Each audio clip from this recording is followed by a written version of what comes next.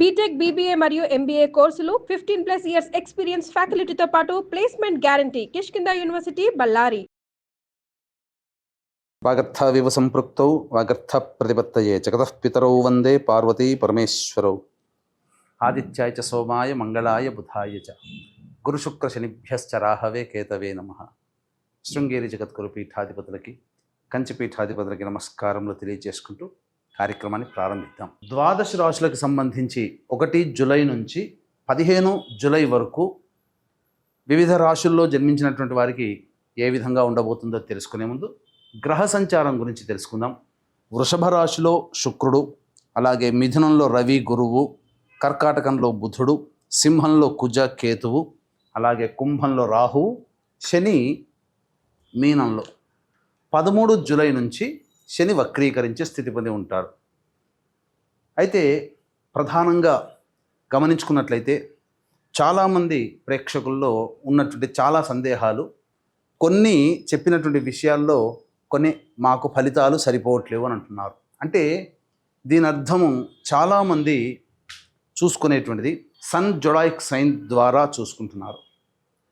అంటే ఈ ఉదాహరణకు చెప్తున్నాను, 23 జూలై నుంచి 22 ఆగస్టు మధ్యలో పుట్టినటువంటి వాళ్ళకి లియో సైన్ అని చెప్తారు.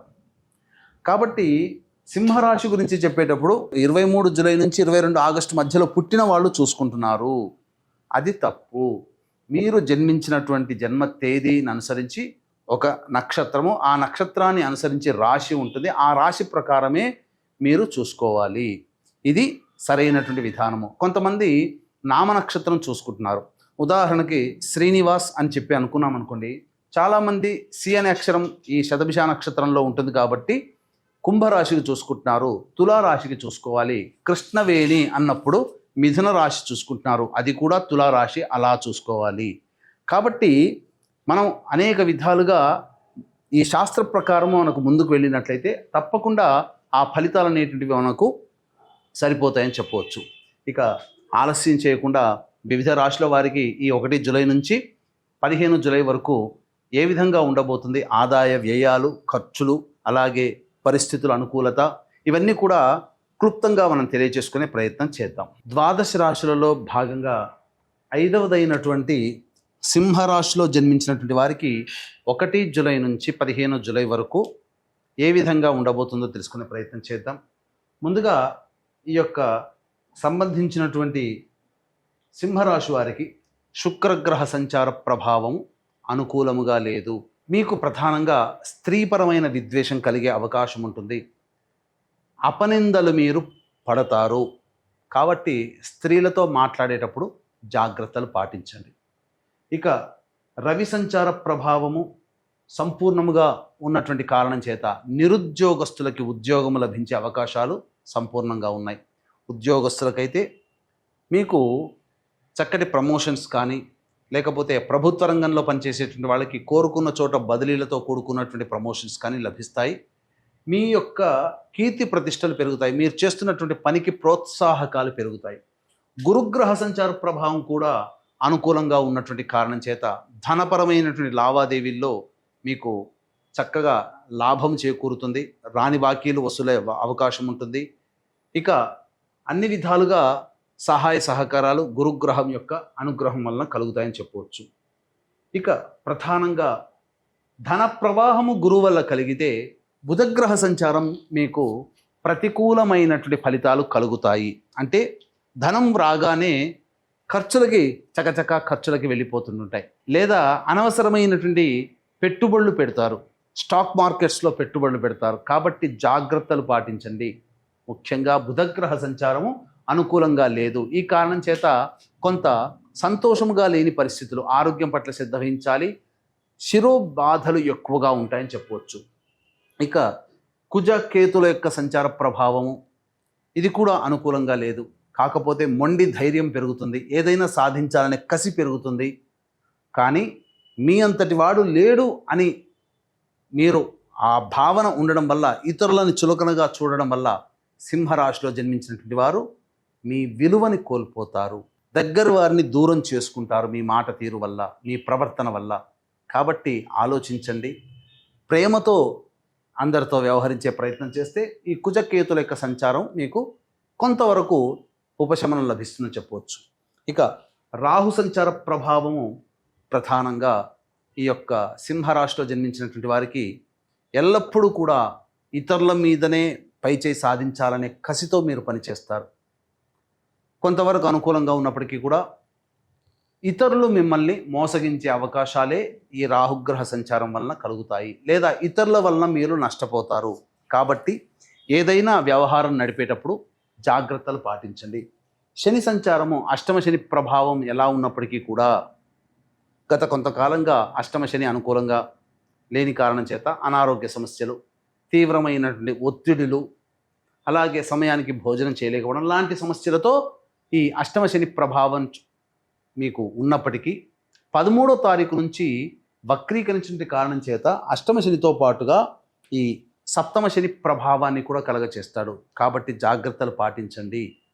ముఖ్యంగా 4 కూడళ్ల మధ్యలో వేసిన వస్తువుల్ని తాకకండి, దిష్టి తీసిన వస్తువుని తాకకండి.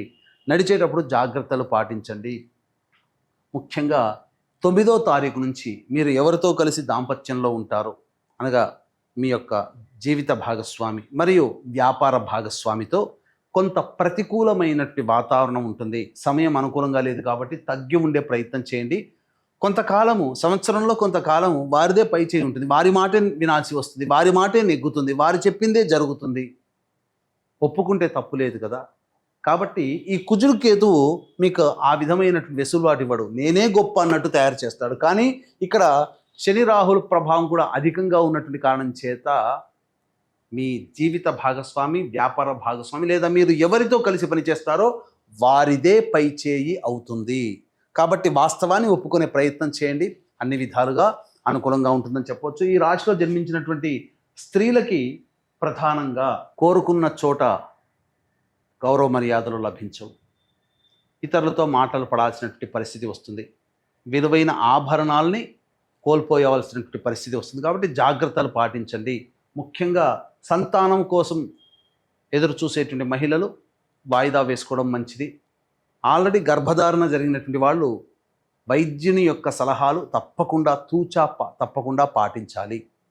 దైవానుగ్రహాన్ని పొందే ప్రయత్నం చేయాలి. వివాహం కాని అమ్మాయిలకి వివాహ సంబంధాలు కుదిరే అవకాశము గోచరమవుతుంది. 9వ తారీఖు తర్వాత మంచి ఫలితాలు లభిస్తాయని చెప్పొచ్చు. తర్వాత చెప్పొచ్చేది ఏమిటంటే, ప్రధానంగా ఈ యొక్క రాశిలో జన్మించినటువంటి వారికి సాధారణమైనటువంటి ఫలితాలు కలుగుతాయి. ఒక రవి గురువు సంపూర్ణంగా అనుకూలంగా ఉన్నాడు, మిగతా గ్రహాలు ఏవి కూడా అనుకూలంగా లేని కారణం చేత చేస్తున్నటువంటి వృత్తి, ఉద్యోగ, వ్యాపారాల్లో భయముతో కూడుకున్నటువంటి జీవన విధానము ఇంట బయట ఉంటుంది. ఖర్చులు పెరుగుతాయి, జాగ్రత్తలు పాటించండి. ఇక ఈ యొక్క సంబంధించినటువంటి సమస్యలు అధికంగా ఉన్నటువంటి కారణం చేత దైవానుగ్రహం ఖచ్చితంగా ఉండాలని ఈ సింహరాశి వారికి తెలియజేస్తున్నటువంటి గ్రహ సంచారం ఈ కారణం చేత జూలై 5వ తారీఖు రోజున మీ జాతకరీత్యా విద్య, వివాహ, ఉద్యోగ, దాంపత్య, అనారోగ్య సమస్యలు, శత్రు సమస్యలు, కోర్టు సమస్యలు, ముఖ్యంగా గృహ సమస్యల నివారణ కోసం వారాహి నవరాత్రుల సందర్భంగా 9 రోజుల పాటు 9 నవరాత్రులు అనగా 9 వారాహి దేవతల యొక్క హోమాలు మరియు మేష, మిథున, కర్కాటక, సింహ, కన్య, వృశ్చిక, ధనుస్సు, కుంభమీన రాశుల్లో జన్మించినటువంటి వారికి శనిదోష పరిహారార్థమై శనిదోష నివారణ పూజలు, హోమాలు అనేటివి జూలై 5వ తారీఖు రోజున స్వాతి నక్షత్రం దశమి తిథి కలిసినటువంటి అద్భుతమైనటువంటి యోగం కలిగినటువంటి రోజున సాయంత్రం 7 గంటలకి కార్యక్రమం ప్రారంభమవుతుంది. ఈ 5వ తారీఖు సాయంత్రం 5 గంటల లోపల మీ గోత్రనామాలు నమోదు చేసుకునే ప్రయత్నం చేయండి. ఈ కార్యక్రమంలో నమోదు చేసుకున్నటువంటి వారికి శక్తిపాతము చేయబడినటువంటి శంకరుంగలి మాలని ఇవ్వడం జరుగుతుంది. ఇక జూలై 1వ తారీఖు నుంచి 15వ తారీఖు వరకు ఆదాయము, వ్యయము మరియు మానసికమైన పరిస్థితి ఏ విధంగా ఉండబోతుందో తెలుసుకునే ప్రయత్నం చేద్దాం. 1వ తారీఖు రోజున పెండింగ్లో ఉన్నటువంటి పనులన్నీ పూర్తి చేసుకుంటారు. అన్ని విధాలుగా అనుకూలంగా ఉండేటువంటి పరిస్థితి, ధనపరమైనటువంటి సమస్యల్ని పూర్తి చేసుకుంటారని చెప్పవచ్చు. కాకపోతే అత్యుత్సాహము పనికిరాదు. 2, 3 తారీఖుల్లో కుటుంబ సభ్యులతో వాగ్వివాదాలు పెరుగుతాయి. సంతానము మూలకంగా ఖర్చులు కూడా ఉంటాయి. జాగ్రత్తలు పాటించండి. అనవసరమైన ఖర్చులు పెడతారు. మనస్సు ప్రశాంతంగా ఉండదు. ఇంట్లో కంటే ఎక్కువగా బయట గడిపే అవకాశం ఉంటుంది. 4, 5, 6 తేదీల్లో నూతన వ్యక్తులు పరిచయం అవుతారు. సోదర సోదరిమణులు తెలిసిన వారి యొక్క సహాయ సహకారాలతో మీ పనులని పూర్తి చేసుకుంటారు. ధనపరమైన సమస్యలు తీరుతాయి. ఖర్చుకు మించిన ఆదాయం కూడా లభిస్తుంది. అన్ని విధాలుగా విందులు వినోదాల్లో ఆనందంగా పాల్గొంటారు. 7, 8 తేదీల్లో కనుక చూసుకున్నట్లయితే మీకు ప్రధానంగా వాహనాన్ని నడిపేటప్పుడు జాగ్రత్తలు పాటించాలి. తల్లిగారి ఆరోగ్యం పట్ల శ్రద్ధ వహించాలి. ఏ పని చేసినా ప్రశాంతత లేని జీవితాన్ని పొందుతారు. 9, 10, 11 తేదీల్లో మీ ఆరోగ్యం పట్ల శ్రద్ధ వహించాల్సినటువంటి పరిస్థితి. జ్వర సంబంధమైనటువంటి పీడనలు ఉండే అవకాశం ఉంటుంది. అలాగే వృధా కాలయాపన చేస్తారు. తద్వారా ఏ పని ముందుకు సాగదు. ఖర్చులు కూడా పెరుగుతాయని చెప్పవచ్చు. 12, 13, 14, 15 తేదీల్లో రాబడి అధికంగా ఉంటుంది. ఖర్చుకు మించిన ఆదాయం లభించడం, తద్వారా మీకున్నటువంటి సమస్యలని పూర్తి చేసుకుంటారు. సంతోషంగా కుటుంబ సభ్యులతో గడుపుతారు. పార్టీలకు వెళ్ళే అవకాశం ఉంటుంది. అన్ని విధాలుగా ఆనందదాయకంగా ఈ 12, 13, 14, 15 తేదీల్లో మీరు ఉంటారని చెప్పవచ్చు. ఏ తర్వాత చెప్పొచ్చేది ఏమిటంటే 2, 3, 7, 8 ఈ తేదీలలో ఖర్చుల విషయంలో జాగ్రత్తలు పాటించాలి. ఇక రవి గురు యొక్క సంచారం అనుకూలంగా ఉన్నటువంటి కారణం, మిగతా గ్రహాలు అనుకూలంగా లేని కారణం చేత ప్రధానంగా ఈ యొక్క సింహరాశిలో జన్మించినటువంటి వారు ప్రతిరోజు కూడా దత్తాష్టకము, కాలభైరవాష్టక పారాయణం రోజుకి 3 సార్లు పఠించండి.